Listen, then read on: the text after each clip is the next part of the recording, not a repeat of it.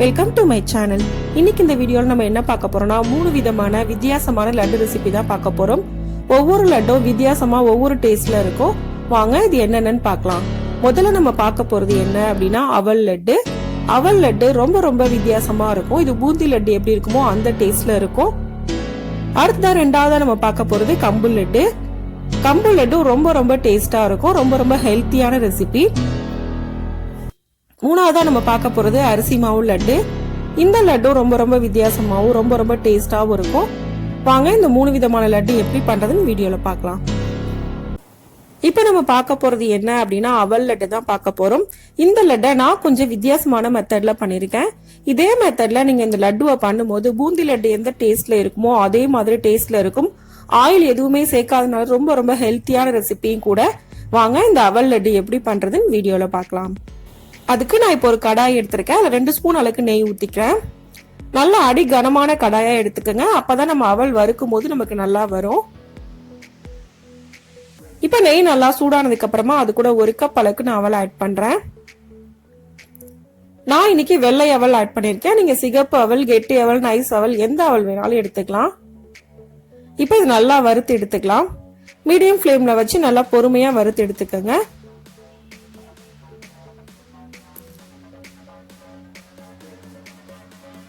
எல்லா அவலும் ஒரே மாதிரி நல்லா வறுபடணும். அது மாதிரி பொறுமையா பார்த்து வறுத்து எடுத்துக்கோங்க.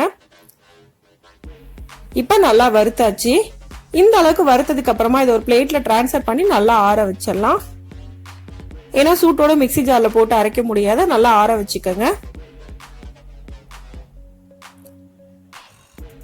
இப்ப அடுத்ததா அதே கடாயில நான் 2 ஸ்பூன் அளவுக்கு நெய் ஊத்துறேன்.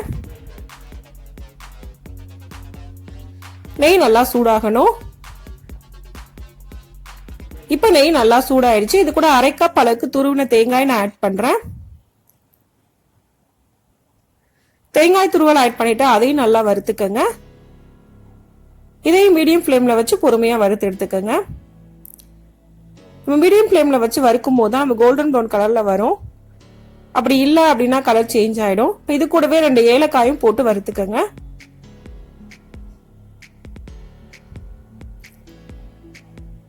இப்ப இது நல்லா வறுபட்டுருச்சு. இந்த அளவுக்கு வறுபட்டதுக்கு அப்புறமா அடுப்பு ஆஃப் பண்ணிடலாம். இப்ப நான் மிக்ஸி ஜார்ல ஆற வச்ச அவலை ஆட் பண்றேன். அது கூடவே தேங்காய் துருவலையும் ஆட் பண்ணிக்கலாம். அதையும் நல்லா ஆற வச்சு ஆட் பண்ணிக்கோங்க.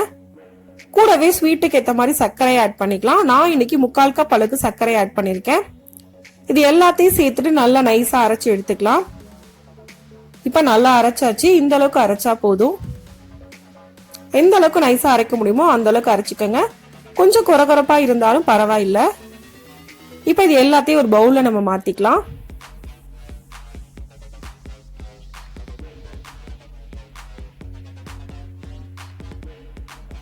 பவுல்ல மாத்தினதுக்கு அப்புறமா கட்டி எதுவும் இல்லாம நல்லா மிக்ஸ் பண்ணிக்கோங்க. மறுபடியும் அதே கடாயில 1 ஸ்பூன் அளவுக்கு நெய் ஊத்துறேன். நெய் நல்லா சூடானதுக்கு அப்புறமா நம்ம முந்திரி திராட்சை போட்டு வறுத்து எடுத்துக்கலாம். அது கூடவே உங்களுக்கு விருப்பம் அப்படின்னா நீங்க பாதாமும் சேர்த்துக்கலாம். மீடியம் ஃப்ளேம்ல வச்சு பொறுமையா வறுத்து எடுத்துக்கங்க. திராட்சை நல்லா பலூன் மாதிரி வரணும், அந்த அளவுக்கு வறுத்தா போதும். இப்ப நல்லா வறுபட்டுருச்சு. இதையும் எடுத்து நம்ம அவல் கூட ஆட் பண்ணிடலாம். இப்ப ஆட் பண்ணதுக்கு அப்புறமா நல்லா மிக்ஸ் பண்ணிக்கங்க.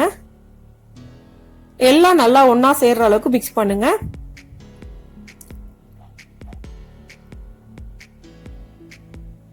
இப்ப நல்லா மிக்ஸ் பண்ணியாச்சு.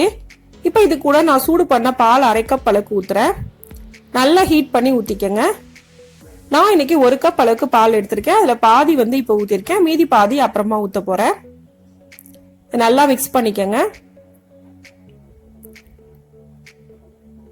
நல்லா மிக்ஸ் பண்ணதுக்கு அப்புறமா இதை மூடி வச்சிடலாம். ஒரு 15 நிமிஷம் போல மூடி வச்சு ஊற வச்சிருங்க. நாம இதுல சூடான பால் ஊத்திருக்கோம், அதனால அவல் நல்லா வெந்து பால் எல்லாத்தையும் இழுத்துரும். இப்ப 15 நிமிஷம் ஆயிடுச்சு. ஓபன் பண்ணி பார்க்கலாம். நல்லா மிக்ஸ் பண்ணிக்கோங்க. நீங்க இதே ஸ்டேஜ்ல கூட பாலோ நெய்யோ ஊத்தி கூட உருண்டையா பிடிக்கலாம்.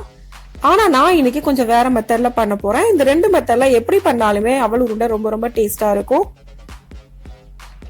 நான் ஒரு உருண்டை பிடிச்சி காமிக்கிறேன் பாருங்க. இதே மெத்தட்ல கூட நீங்க பண்ணலாம். இல்ல பாலுக்கு பதிலா நெய் ஊத்தி உருண்டை பிடிக்கலாம், எப்படி வேணாலும் பண்ணிக்கலாம். ஆனா நான் இன்னைக்கு வேற மெத்தட்ல பண்ண போறேன்.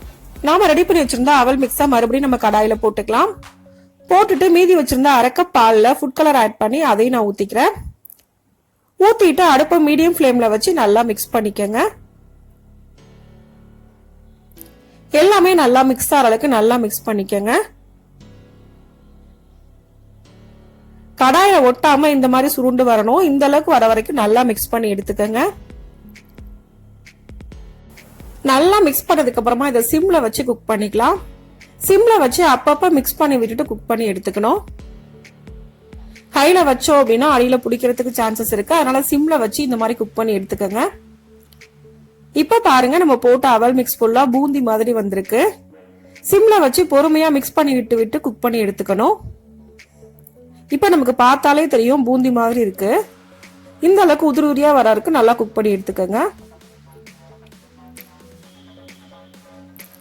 இப்ப இது நம்ம லட்டுவா பிடிச்சிக்கலாம்.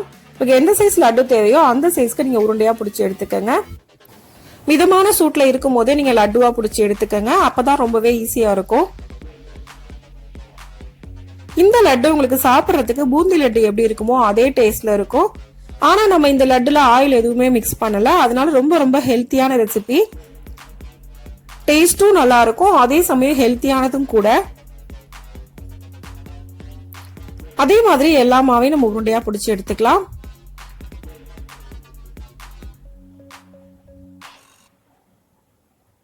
இந்த லட்டு செய்யறது ரொம்ப ரொம்ப ஈஸி.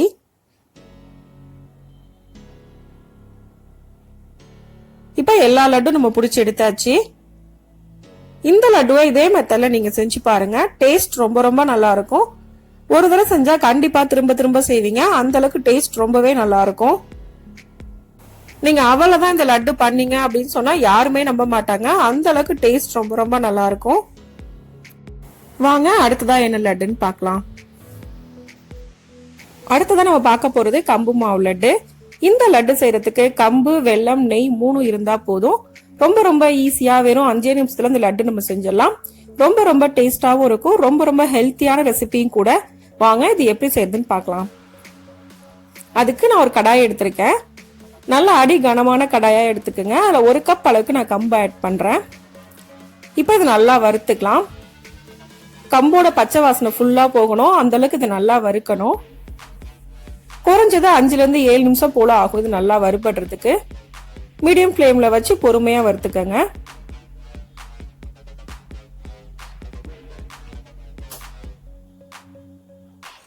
நம்ம ஹைல வச்சு வறுத்தோம் அப்படின்னா உடனே கலர் சேஞ்ச் ஆயிரும், நல்லா வறுபடாது. இப்ப நான் ஒரு 5 நிமிஷம் போல வறுத்திருக்கேன். இந்த அளவுக்கு நல்லா வறுபட்டிருக்கு. கம்பு நல்லா வறுபட்டு அதோட வாசனை வரும். அந்த நேரம் வரைக்கும் இது நல்லா வறுக்கணும். குறைஞ்சது ஒரு 5ல இருந்து 7 நிமிஷம் வரை ஆகும்.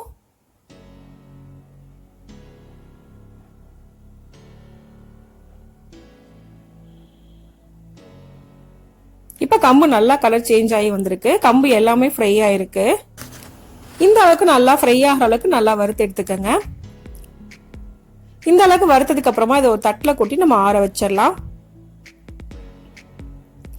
இது நல்லா ஆறணும். ஆறதுக்கு அப்புறம் நம்ம மிக்ஸி ஜார்ல ஆட் பண்ணி அரைச்சிக்கலாம். எல்லா கம்புமே ஒரே மாதிரி கலர்ல இருக்கு. இந்த மாதிரி நல்லா வறுத்து எடுக்கணும். இப்ப நல்லா ஆறிடுச்சு. இதை மிக்ஸி ஜார்ல நம்ம ஆட் பண்ணிக்கலாம்.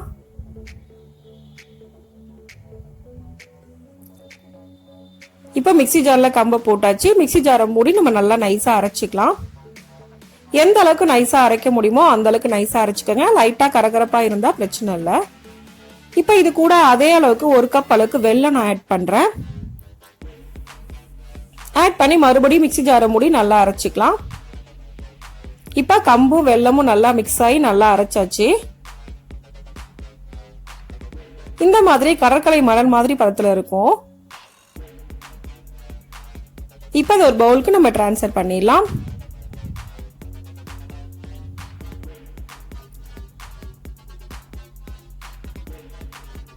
இப்ப நான் ஒரு கடாயில 1/2 கப் அளவுக்கு நெய் ஊத்துறேன். நெய் அதிகமா ஊத்துறோம்னு அவசியம் இல்லை. 1/2 கப் அளவுக்கு ஊத்துனா போதும். இப்போ நெய் நல்லா ஹீட் ஆகணும். ஹீட் ஆனதுக்கு அப்புறமா நாம இது கூட கட் பண்ணி வச்சிருக்க பாதாம் நான் ஆட் பண்றேன். நீங்க முந்திரி திராட்சை எது வேணாலும் போட்டுக்கலாம், அது உங்களோட விருப்பம் தான். இது நல்லா ஃப்ரை பண்ணிக்கலாம்.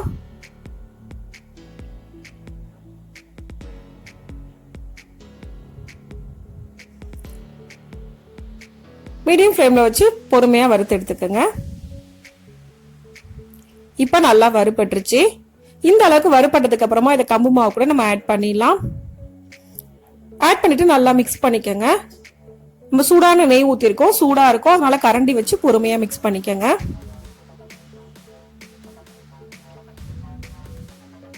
கை பொறுக்கிற சூடு வர வரைக்கும் கரண்டில நல்லா மிக்ஸ் பண்ணுங்க. கட்டி எதுவும் இல்லாம நல்லா மிக்ஸ் பண்ணிக்கோங்க.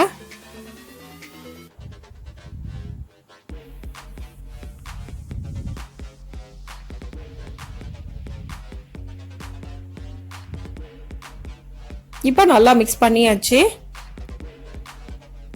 இந்த அளவு கட்டி எதுவும் இல்லாம நல்லா மிக்ஸ் பண்ணிக்கோங்க.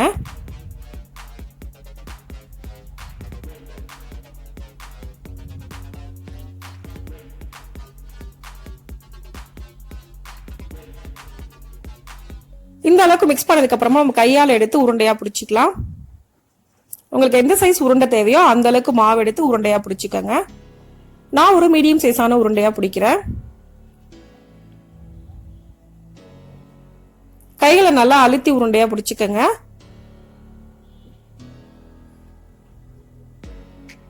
இப்ப நம்ம உருண்டை பிடிச்சாச்சு. அதே மாதிரி எல்லா மாவையும் நம்ம உருண்டையா பிடிச்சி எடுத்துக்கலாம்.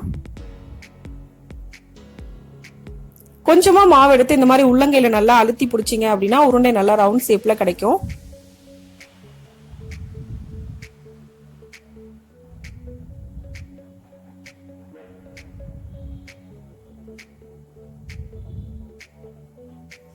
இப்ப நம்ம எல்லா உருண்டையும் பிடிச்சி எடுத்தாச்சு. இந்த கம்பு மாவு லட்டு ரொம்ப ரொம்ப ஈஸியான ரொம்ப ஹெல்த்தியான ஒரு ரெசிபி. டேஸ்டும் ரொம்ப நல்லா இருக்கும். இந்த லட்டுவை இதே மெத்தட்ல நீங்களும் செஞ்சு பாருங்க. அடுத்ததா என்ன லட்டுன்னு பார்க்கலாம் வாங்க. இப்ப நம்ம பார்க்க போறது அரிசி மாவு லட்டு.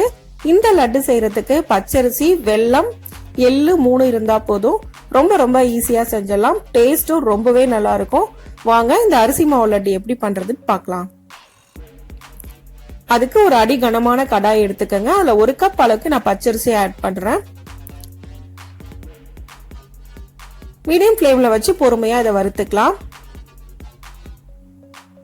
அடி கனமான பாத்திரமா எடுத்துக்கங்க. அப்படி இல்ல அப்படின்னா அரிசி போட்டோட நமக்கு கலர் சேஞ்ச் ஆயிரும், நல்லா வறுபடாது. மீடியம் ஃப்ளேம்ல வச்சு பொறுமையா இது மாதிரி வறுக்கணும். ஹைல வச்சு வறுத்தோம் அப்படின்னா ஒரு சில அரிசி வந்து உடனே பொரிஞ்சிடும், ஒரு சில அரிசி புரியாமலே இருக்கும். அப்ப லட்டுவோட டேஸ்ட் நல்லா இருக்காது. இப்ப நான் ஒரு 5 நிமிஷம் போல வறுத்திருக்கேன். எனக்கு இந்த அளவுக்கு நல்லா வறுபட்டு இருக்கு. எல்லா அரிசியும் ஒரே மாதிரி பொரிஞ்சு வரணும், அந்த அளவுக்கு இதை நல்லா வறுக்கணும். இப்ப எல்லா அரிசியுமே ஒரே மாதிரி பொரிஞ்சு வந்திருக்கு. இந்த ஸ்டேஜ்ல நம்ம அடுப்பை ஆஃப் பண்ணிடலாம். ஆஃப் பண்ணிட்டு ஒரு அகலமான பிளேட்ல மாத்தி இதை நல்லா ஆற வச்சிடலாம். நம்ம அதே கடாயிலேயே வச்சிருந்தோம் அப்படின்னா அடியில இருக்க அரிசி எல்லாமே உங்களுக்கு கலர் சேஞ்ச் ஆயிடும். இப்ப நல்லா ஆறிடுச்சு. ஒரு மிக்ஸி ஜார்ல ஆட் பண்ணிக்கலாம். இது கூடவே 2 ஏலக்காய் நான் ஆட் பண்றேன். ஆட் பண்ணிட்டு நல்லா நைஸா அரைச்சிக்கலாம். இந்த அளவுக்கு நல்லா அரைச்சு எடுத்துக்கோங்க. எவ்வளவு நைஸா அரைக்க முடியுமோ அந்த அளவுக்கு அரைச்சிக்கோங்க. இப்ப அடுத்ததா ஒரு கடாயில நான் கொஞ்சமா எள்ளு ஆட் பண்ணி அதை நல்லா வறுத்து எடுத்துக்க போறேன். ஒரு 1/4 கப் அளவுக்கு எள்ளு ஆட் பண்ணிக்கோங்க. எள்ளு வந்து வாசனைக்காக மட்டும்தான். எள்ளு டேஸ்ட் உங்களுக்கு பிடிக்காது அப்படின்னா நீங்க அவாய்ட் பண்ணிக்கலாம். ஆனா எள்ளு போட்டா டேஸ்ட் ரொம்ப நல்லா இருக்கும். இப்ப நம்ம அரைச்சு வச்சிருக்க அரிசி மாவு கூட எள்ள நம்ம ஆட் பண்ணிடலாம். அடுத்ததான் நம்ம வெள்ளை பாகு ரெடி பண்ணிக்கலாம். அதே அளவு 1 கப் வெல்லம் எடுத்துக்கங்க. கூடவே 1 கப் அளவுக்கு தண்ணி ஊத்திட்டு இது நல்லா சூடு பண்ணிக்கலாம். வெல்லம் நல்லா கரையணும். இப்ப வெல்லம் ஃபுல்லா நல்லா கரைஞ்சு நமக்கு பாகு ரெடி ஆயிடுச்சு.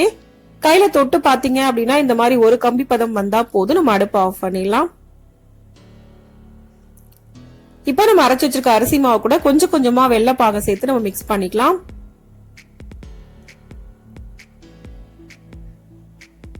முதல்ல எல்லையை அரிசி மாவையும் நல்லா மிக்ஸ் பண்ணிக்கோங்க. மிக்ஸ் பண்ணதுக்கு அப்புறமா கொஞ்சமா வெள்ளை பாக சேர்த்து நம்ம மிக்ஸ் பண்ணிக்கலாம்.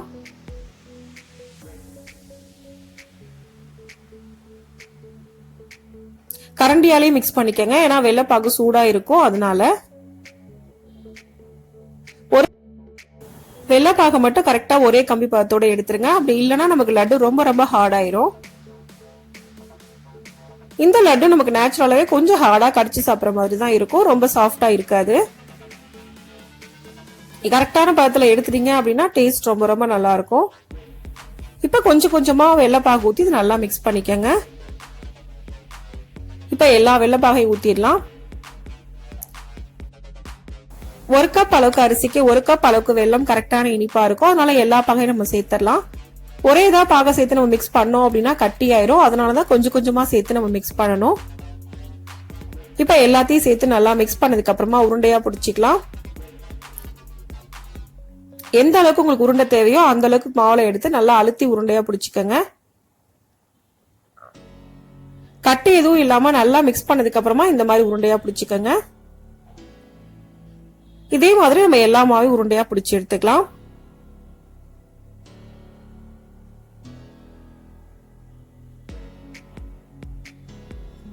நல்லா உள்ளங்கையில அழுத்தி பிடிச்சிங்க அப்படின்னா உருண்டை உங்களுக்கு உடையாம கிடைக்கும்.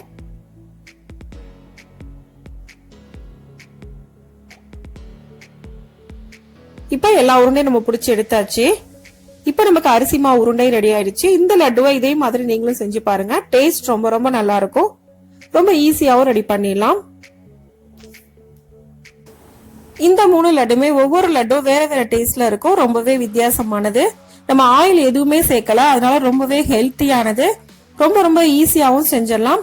இந்த ரெசிபியை இதே மெத்தட்ல நீங்களும் செஞ்சு பாருங்க. இந்த வீடியோ உங்களுக்கு பிடிச்சிருந்தா லைக் பண்ணுங்க, ஷேர் பண்ணுங்க, கமெண்ட் பண்ணுங்க. மறக்காம சேனலை சப்ஸ்கிரைப் பண்ணுங்க. தேங்க்ஸ் ஃபார் வாட்சிங்.